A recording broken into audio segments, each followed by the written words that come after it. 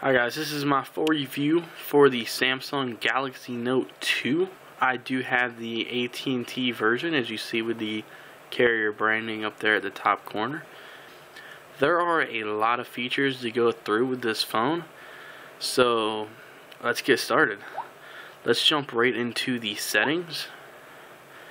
And as you see, we are in the settings. We're going to go to About Device. And as you see, we are running on Android 4.1.1 Jelly Bean.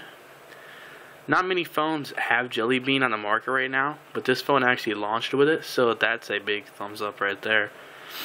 Now, I'm going to go through these settings because there's a lot to cover. There's not a lot under Wi-Fi, but if you go to the settings, you see that there is Wi-Fi Direct, which is pretty cool. So let's go back. Bluetooth, nothing's really special there. This does have Bluetooth 4.0, I believe. You have your data usage, so you can monitor, because AT&T don't have unlimited. Under more settings, if we go here, you do have tethering, NFC. I found out NFC has a weird looking in icon, so I tend to keep it off. That way, don't clutter up the, status bar. You have your media share with all share, and also keys. Keys is like Samsung's update thing. Sorry, I don't know what it is. Now if we keep going down under device options, we have home screen mode. You can go to basic or easy. I have it under basic because it's your home screen is not that hard to set up. You just move around some widgets and put some apps out there. Not that much. You also have blocking mode, so if you're a student like me and you have to get up at 5 a.m., you can have it to where you can block your incoming calls, any notifications. I wouldn't disable alarms, so you wake yourself up, but you can disable them from, I go to bed about 12, so from 12 to 5 a.m., and that way no one can, reach you and bother you while you're trying to sleep. But if, say, your mom calls you, you can allow her through that way because it's probably urgent, but that's a pretty cool feature. If we go under sound, you can not really much. You can change so you don't hear that bubble type effect. You can turn that off if you want. Now if we go under wallpaper and LED indicator, you can show it while it's charging. It'll blink red at the top. And also you can change it to where it blinks for your battery, notifications, and voice recording. The blue LED pops up when you are recording voice while the screen is off. Not sure why that's there, but alright. You do have screen mode where they actually allow you to change it based on your preference for the colors. So let me try dynamic. You see the colors change a little bit. You see the colors mainly on the yellows and the reds. I'm going to leave it on standard though, because that's what I've, that's the colors, saturations that I've been liking the best. Of course you have your brightness, auto rotation, screen timeout. Now under features, you have smart stay, where if you wait, you'll see a little eyeball pops up, and it knows if you're looking at the screen, so it doesn't turn it off, so it keeps it on past your screen timeout, but that's only if it sees you looking at the display. Smart rotation, if you turn your device when you're trying to see a picture, but your head turns with it, then it won't turn like the screen, if that makes sense. And then more settings, you can change how long your touch keys are on. See at the bottom, and then they'll go away after a few seconds. So let's go back, and we'll just keep going. Under storage, there's not anything here, but this is the 16 gigabyte version, but the only space you have free is 10.97, so that's rounded up to about 11 gigs, which is still pretty good. But I mean, there is an SD card slot, so if you have like a 64 gig SD card, you won't have to worry about using your 16 gigs. Or you can get the 64 gigabyte Galaxy Note 2 and then a 64 gigabyte SD card and connect a 5 terabyte hard drive up to like the OTG cable and you got like a whole mini computer right there. Now we have battery. See, it's been on for 6 hours. Screen on has only been 2 hours and 30 minutes. But I've been getting 25 hours with about 6.5 hours of screen on time with this phone. So battery on this phone is just outstanding. And I accidentally skipped over power saving mode, which just basically allows you, like, the CPU will limit itself. You know, if you're playing a game, it bumps it up to 4 cores, but if you're just responding to a message or something, it'll go back down to a single core. That way you save battery. Let's go back. You have your application manager like other Android stuff. You can uninstall. You can clear defaults, clear the cache, stuff like that. Location services, you know, usual. Not really going to go into that. Under lock screen, you do have some custom lock screen options. You're going to have the pop-up note, which is a little S Pen type feature. Get into that in a minute. Screen lock, you can use motion, face, and voice, which is kind of cool. But if we go into lock screen options, this is where you can really use your lock screen. So shortcuts, you can turn these on or off, and you can also change them. So if I tap on the phone, I can choose which, you know, app I want to set. But I use phone. I have phone, messaging, Google. The only one I've actually changed is this one. I changed it to Falcon for Twitter. And information taker just pops up on the bottom, and it gives you information.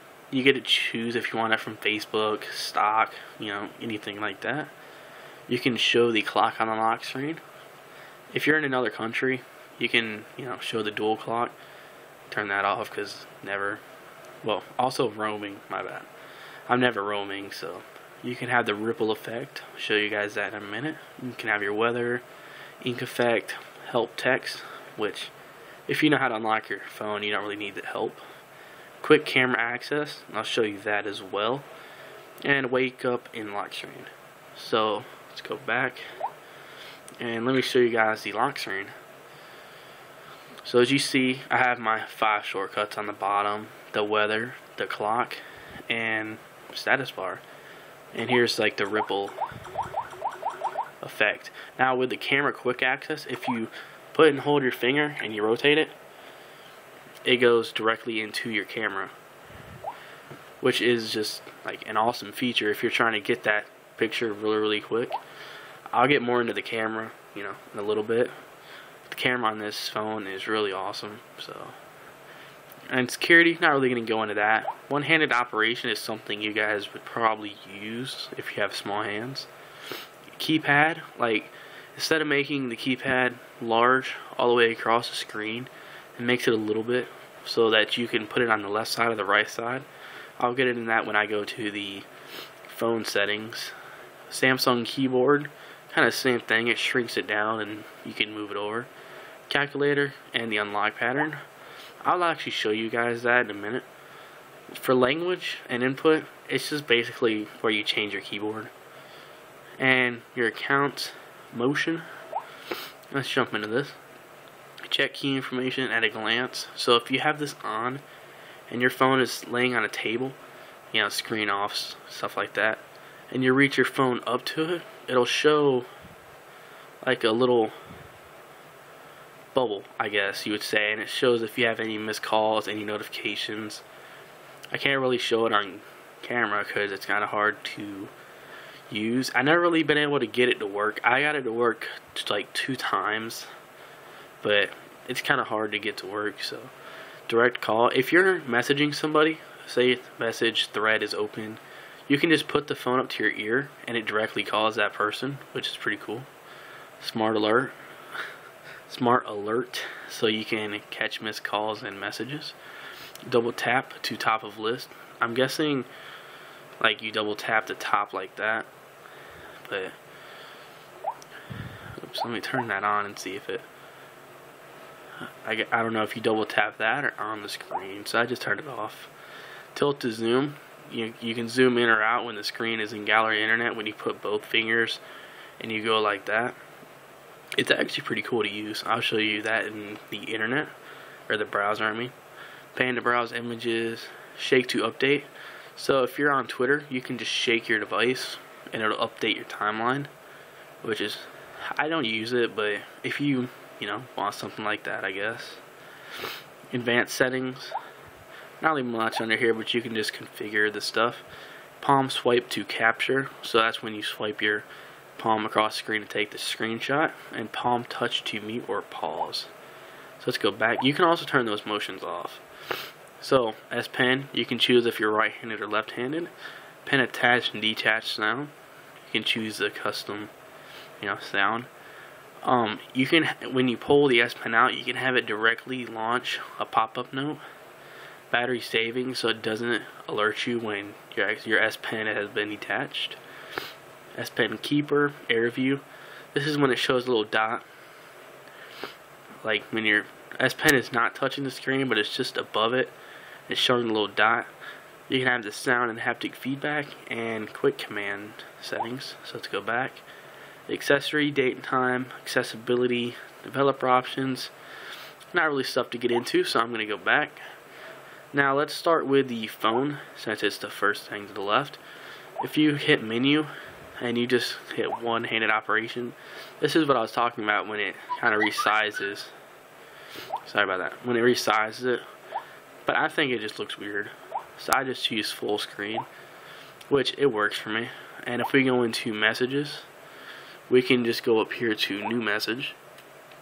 Now, if you're on the Samsung keyboard, oops, go back, you can just press and hold on this little text right here and tap settings. And you can just use the one-handed operation straight from there. So if we hit back, sorry, and it tells you like just how to switch the keyboard, so you can just, but I mean it's kind of weird like that, but I guess if you have small hands, I guess it would work. I don't know, it depends on your personal preference, I guess. Now if we go into the app drawer, hit menu and hit show hidden applications. These are the AT&T applications that come pre-installed. I'm guessing you guys would want to know, but there is the All Share Play, AT&T Code Scanner, the Family Map, Locker, Navigation, Ready to Go, Smart Wi-Fi, Chat On, Device Help, Keys Air, Media Hub, Messages, Mobile Hotspot, Music Hub, My AT&T, and S Suggest. So there are a lot of AT&T pre-installed apps on here. Now, if you use any of those, then I guess they're not considered bloatware. But what I like about the TouchWiz launcher is that if you hit menu, you can just hide those. So you would never even know that they're not there, which is just awesome. And to continue on that, actually, let's just go over to the internet. I was looking up some cruiser-like cases for this phone, so I guess this is a perfect website to show you the pinch to zoom. So this is where you put both fingers on and you tilt the device, which I think is pretty neat. Now if we hit home again, there's a few features that you may not know about, but I was on the phone the other day because I was on the phone with AT&T. I found this really neat feature when you're on the phone with somebody. So if I call 611, sorry, I'm losing my voice. And if I tap speaker, wait for it to connect, there is an where you can extra volume. Sorry, and it's an extra volume key, which allows like the volume to be boost. So that's awesome if you're, say, in a conference or something. Now, I probably would have never noticed that if I wasn't on the phone for so long, but it's just those neat little things. And also, if you go into your gallery, let me pull this away because I don't know what I have in my gallery. So, and I'm gonna go over to The Dark Knight Rises, which I bought. And I'm going to start playing the movie. Now, I'm going to, of course, turn the volume down, a way to avoid copyright infringements and stuff like that. But if we start playing the movie, I can pop it out with the pop-up browser, and I can go home. So it's a little startup where it takes a minute. Not the, like, it loads the video right away, but you know how the movies always start with a blank screen. But as you see, I can do anything I want to, and this phone is still fast. So if I go into a game like Ski Safari, I can still play this game with no lag and still watch The Dark Knight Rises. I'm not gonna play too much of this, but I just want to show you guys, see how smooth this runs. No lag whatsoever, and I'm watching a full 1080p movie in the upper right hand corner. So I'm gonna pause that, I'm gonna return home, and go back, exit out of that way it's not running. But it's just the neat features. So let's try out the S Pen actually. See, when you detach the S Pen, it releases a 4th page, because I never got more than 3, but if you have more, it'll just add another. And it pulls up where you have your most used apps. I go on grabs this a lot, sorry. And if you don't want to, you can just scroll back to your other home pages. But if you go to a new note, you can just use the S Pen. So if I go up here, you can change the brush, text, color. You can save a preset also, which is pretty neat. And I'm a terrible drawer, and I'm a terrible kind of everything drawer, but I did this in school while I was bored, where I was using some clip arts, which you can find, little tree, a dog. I colored that, of course, but it's just the neat little things. And it also detects when your S Pen is detached, and it puts up little shortcuts.